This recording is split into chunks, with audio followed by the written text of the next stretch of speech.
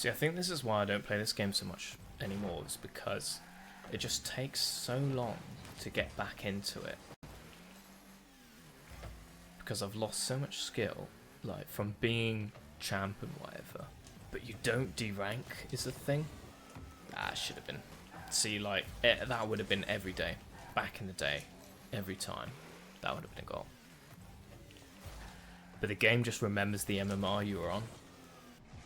You've lost, basically, your sort of internal MMR is much lower than what the MMR is in the game, or what the game remembers your MMR to be.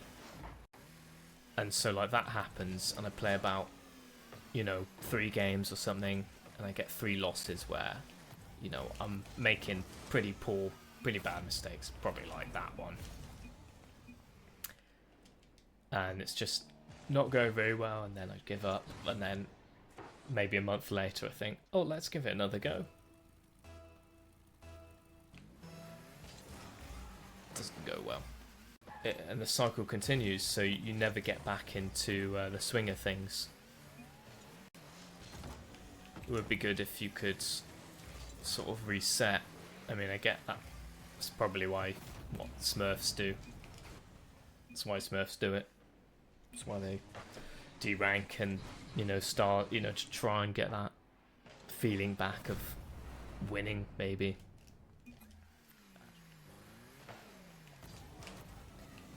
See, this is what diamonds play like these days. Just such good mechanics.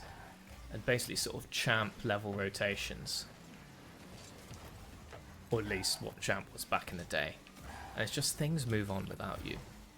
So quickly. You've been away from the game for several months like I have. Like since I've played it like properly. Probably a good year. That was well defended. I think, the content creators of their day, back in the day, they've had their day. Can I say day again? I think the big YouTubers have had their day. That's what I want to say. John Sandman, Rizzo, and Sunless Khan. Well, I don't know about Sunless Khan, but a lot of YouTubers, Rocket League YouTubers, have moved on to other things. They're trying to diversify with different games. They might still do a Rocket League video here and there to try and keep the interest up on their channel. Like John will definitely still do crate videos, but he was never much of a competitive player or anything. Like he played for fun, and it's great watching him, Rob and Mike back in the day. Neat Mike, Woofless, however you pronounce it. But yeah, he's trying to get into different things, I think. But yeah, that's why I feel like Rocket League is a little... dead is like the best expression for it that we use these days. It's not dead. It's like there's so many people still playing it, making content on it. I'm sure Sunless is still going. Sunless Khan. But I don't know, his content felt a bit laboured by the end. So I don't know, I stopped watching him years ago. He creates good stuff still, but like, I don't know, maybe I just lost interest and people lost interest in general. It happens, and it's just natural for that to happen, for people to lose interest in things over time. Because you've seen it all. So, you want to move on to the next thing. Definitely understandable, and content creators want to move on. They can't keep making the same videos as much as some people might want them to. And for their own sanity as well, I think, even though it's like a job for them, they really still need variation. Because, you know, if people don't get variation in their regular office jobs, day-to-day jobs, you know, they lose the plot, they have a mental breakdown. So I think, and then, you know, they quit if they can afford to, and they'll go into something else, or they'll work at another company that does the same thing. I mean, the player base is still strong, and sure, they keep putting out more content. In terms of content, I mean, you know, YouTube content, but also, you know, new cars and new cosmetics and that. But fundamentally, you can't change the game of Rocket League. Like, you can't add new mechanics or anything. It's not like Dead by Daylight where you can add new perks and things that can be balanced, but there's nothing you can add to Rocket League now. It's just too well established. You can't add, say, I don't know, items or super boost to the competitive game. Like, all you can do is new game modes, maybe, but I think they've kind of worn that out. I mean, there's the basketball. What else is there? It's the ice hockey, and then obviously Rumble with the power-ups, but really, I don't know, there's nothing to add apart from cosmetics. And even then, the cosmetics, you don't see them during the game. You see the back of your car, but you don't see your car up close, really.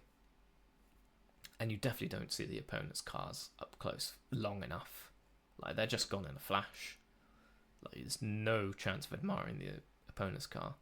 You might see them on, like, tournament menu, but, like, you know, when you're readying up.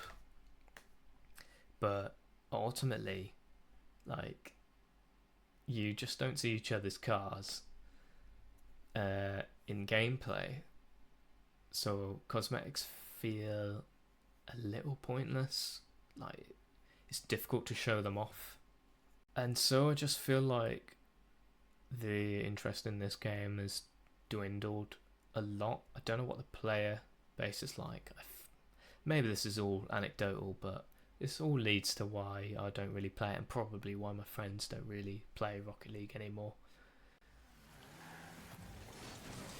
Yeah, again with Rocket League, in terms of deadness, and other games for that matter, just in general, I feel like back before online play, way before live service games were a thing, it used to be that games had a sort of life cycle, I guess. They'd be relevant for a few years, it'd be a new thing, and then, you know, then people stop playing it and move on. They'd buy new games and move on to new games. You'd buy a new game, play it for a bit. I mean, I guess even stuff like COD 4, I mean, that was online, but it wasn't. I don't know how you define live service. I wouldn't have called that live service. Honestly, I'm kind of hazy on what the term means, but I'm just gonna use it to mean like something that the developers like update regularly to make money off of. Whereas COD 4 was more like they released a few DLCs, but otherwise it was just the base game. The game you bought was the game you bought. But things like Rocket League, and I mean, it's just too many games to name really these days. You know, Destiny and all that, Dead by Daylight, just, yeah, everything. All these games that are predominantly online competitive kind of thing. These days, you've got the live service mod, and you know, keep updating it, and you're extending it beyond its natural life. It feels like you're extending the game beyond how people would be interested in it, or how long people would be interested in it for. The game turns into something else then. A lot of the time, I mean, Rocket League, it's good in a way because like nothing really changes. Maybe there's a whole different argument here, but look at something like Dead by Daylight or Rainbow Six Siege. Oops. They keep adding new characters, new operators, And so the game becomes something very different than it was at the beginning. And it becomes very difficult for new players to get into it. More isn't always more, you know, sometimes less is more. Having fewer characters can help newer players get into it. And it doesn't seem like a lot of games have considered that. They don't limit like the number of characters, say in Dead by Daylight. They don't limit the number of killers you can play against, so you've got to account for all these killers with their different powers and all the different potential perks people can have. So there's no basic mode for when you're level 10 or less, something like that. Some games they'll force you to play against bots for the first 10 levels or something like that. I remember PUBG came out with that. Even if you'd been playing the game for hours and hours and hours, they made all players do that once that update came out. It's definitely not the way you want to go. People want to play other people. They don't want to be stuck playing bots, and these days they will make you think you're playing other people. They will tend towards that with these kind of games like PUBG or whatever, and they'll just give you bots that are really easy to beat in a gunfight or something like that. It's kind of similar to how in Call of Duty games in the later ones, I can't remember what year it was or which game it was in particular, they started counting assists as kills, I think. Something along those lines. And so you'd get more kills per game, or your KD was better. And so that encourages you to keep playing when you feel like you're better at the game than you might otherwise be. I'm trying not to get into a rant about, you know, the downfall of gaming. I think gaming's good. It's healthy. It's just my thoughts on why games feel dead, or people say, oh, is Rocket League dead in 2024? Or should I play this game or that game in 2024? And it's, you know, I just think, play the games you want to play, you know? I don't see why people need to consult these videos of like, oh, is it worth buying Rocket League in 2024 as opposed to a generic review in order to make a decision whether they want to play the game or not. Because they clearly want to, but they just want to see that it's thriving and it's in its heyday. Maybe that's what I mean, it's not in its heyday. Maybe Rocket League was at its peak in either back when it came out or 2017. 2017 I feel like was when all the best content, all the best videos are now being made, and like, you know, John Salmon and Wolfwoods and everyone. Like Neat Mike was making videos, Sunless Khan was just coming onto the scene. Rocket League, yeah. Dead game? No, not by any means, but you've got to move on sooner or later. And I just don't know how long games last these days, or, you know, because there's this whole culture now of getting really good at games, which I don't think is particularly healthy.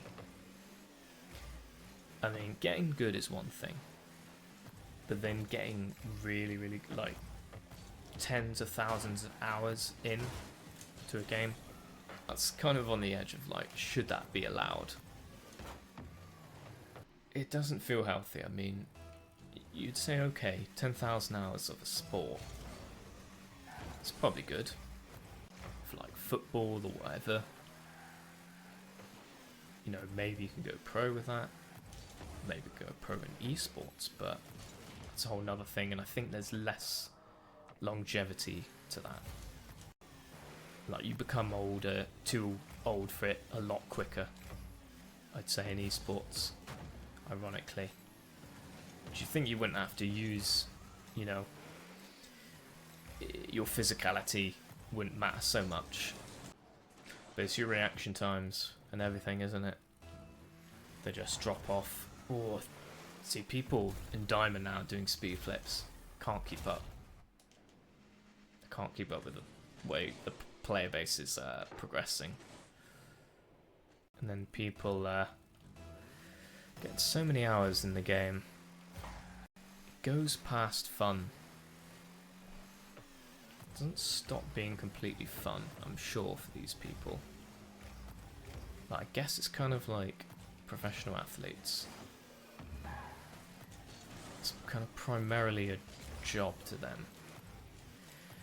Like any job, there's a chance you'll find some enjoyment. And you probably started doing that kind of profession for some kind of enjoyment reason. Yeah, I feel like back in the day, maybe you would get these people who would spend tens of thousands of hours in whatever game they loved. But they'd be so few and far between, and there wasn't online play, so you'd never come across these people.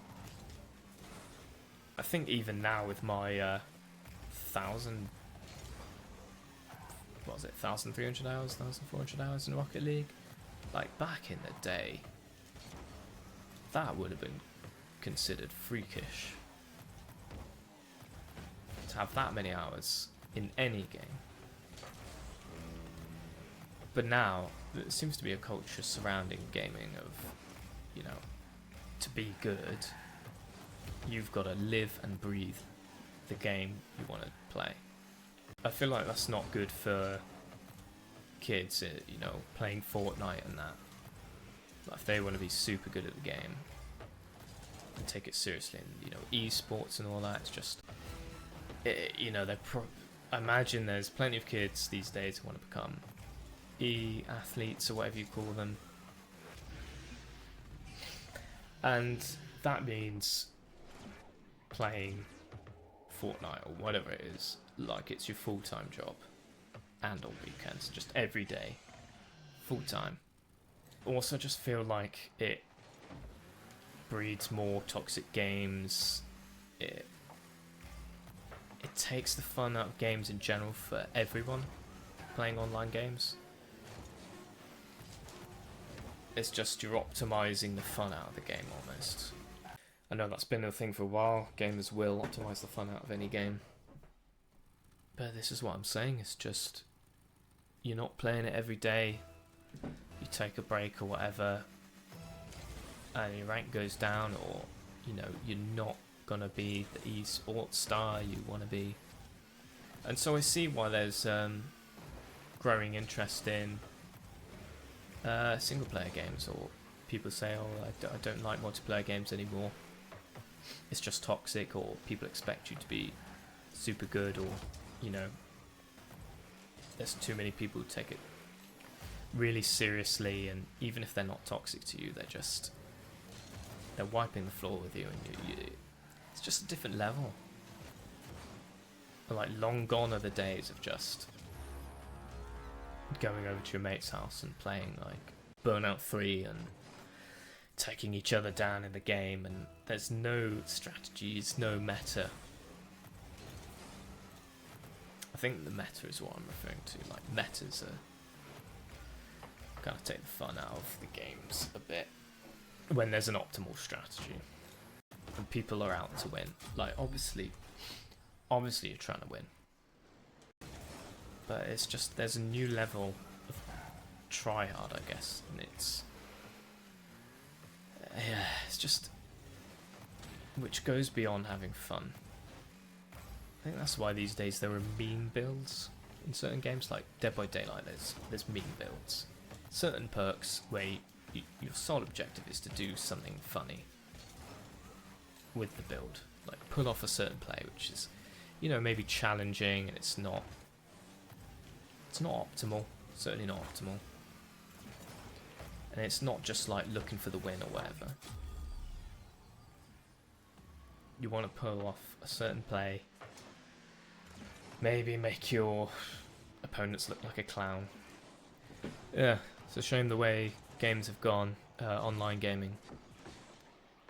I don't know how you discourage it. I mean, YouTubers, content creators, they show you the best of best play.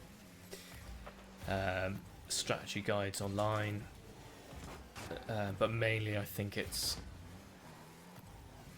kids and, well, just people in general just wanting to win and get the best, be the best.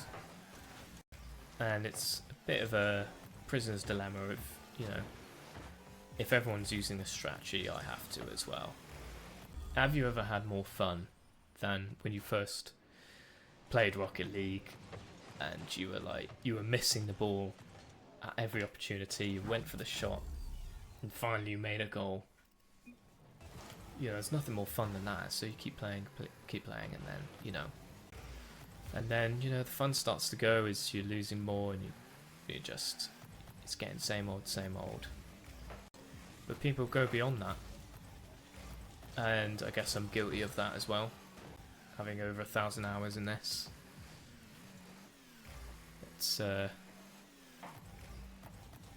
like the new game becomes, how good can you get? The game becomes, you know, ranking up, and not each individual game in itself. You know, how much fun you have in that and the kind of shots you make. It just becomes all about the grind then, how many hours you put in. No room for funny mistakes like that, you know, in the higher levels. I mean, maybe I should stop complaining and just stop playing Rocket League, stop, you know, just always play new games. But at the same time, it's like, what's wrong with an old game? You know, I've been playing Rayman 2 in order to get footage for video I'm making. It's been great. You know, why does that have to be forgotten? I don't know, we've just gotten ourselves into a mess of you just can't casually game online anymore. Like, you can for a few hours maybe, but now it's just, you just gotta get really good, or you just stick to single player games.